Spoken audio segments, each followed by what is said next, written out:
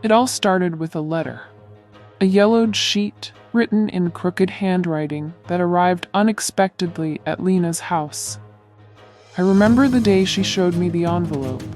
She, with her impeccable Gothic style, seemed more intrigued than alarmed. But that was her way. Always searching for mystery, always drawn to darkness. Lena was different. Her jet black hair fell in straight strands down to her waist, contrasting with her pale, almost translucent skin. Her eyes, framed by smoky makeup, seemed like bottomless pits, always pensive, always slightly sorrowful. That afternoon, she wore a black velvet dress, fitted at the torso and with sleeves that spread like raven's wings. Around her neck, she had an onyx pendant shaped like a teardrop, and on her wrists, a series of lace and leather bracelets. Her appearance wasn't an act. Lena was goth incarnate, a living enigma in a gray city. "It's a chain letter?" she said as she held the paper carefully, as if afraid it would crumble in her hands. The message was simple.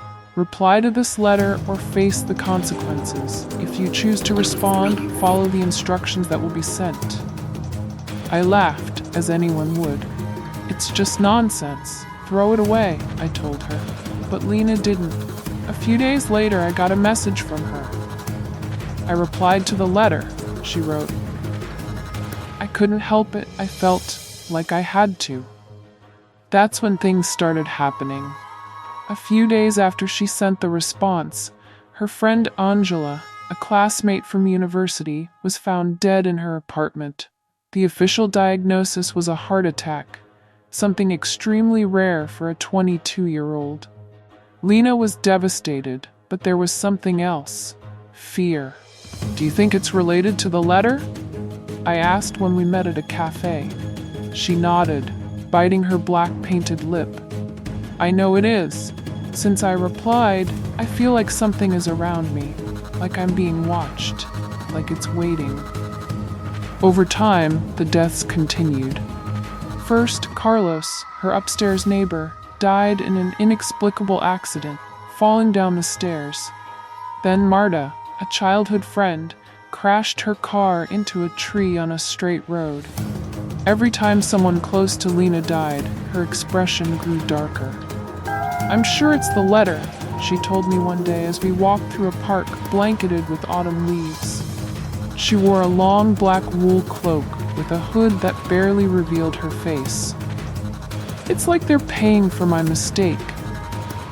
"Why don't you report it?" I suggested. She looked at me with a bitter smile. "And what would I say? That a letter is killing the people I care about? No one would understand." Lena became obsessed with solving the mystery. She confessed to me that she'd received a second message after replying to the letter. It was even more cryptic. "Find my body, and the chains will break." That was the first time I accompanied her to the cemetery. Lena had become a shadow of herself, thinner, paler, as if the weight of the deaths was draining the life from her. That night, she wore a black lace dress that seemed to meld with the darkness, tall boots with metal buckles, and a velvet cloak that made her look like a figure out of a horror story. The cemetery was deserted, shrouded in thick fog that muffled all sound. Lena carried a small flashlight, but its beam barely illuminated the names on the old headstones. "What exactly are we looking for?" I asked, feeling the cold seep through my coat. "I don't know," she replied without looking at me. "Just something." We spent hours walking among the graves, stopping to examine names that meant nothing to us. Lena murmured incomprehensible things, as if speaking to someone I couldn't see. "Are you okay?" I asked, but she didn't answer. The visits to the cemetery became frequent. Each time I saw her, Lena seemed more obsessed, more consumed by something I couldn't understand. She began carrying a journal where she jotted down names, dates, and strange symbols. "I think I'm close," she told me one day. Her lips were chapped, and her eyes gleamed feverishly. Close to what? To her. She never told me who she meant, but I knew she was talking about the letter. It was on an especially cold night that Lena finally found what she was looking for. We were in an abandoned section of the cemetery, where the gravestones were moss-covered and nearly illegible. Here, she said, pointing to a nameless grave. It bore only a date, 1876. What does it mean? I asked. She knelt, placing her hands on the cold stone. This is where she is. I know it. She pulled a small knife from her bag and began digging. I tried to stop her, but her determination was unshakable. Suddenly, she stopped. There was something in the dirt, an old, rotting wooden box. Lena carefully opened it.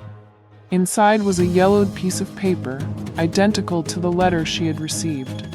It's her, she whispered as the wind began to howl. Suddenly, a blood-curdling scream filled the air.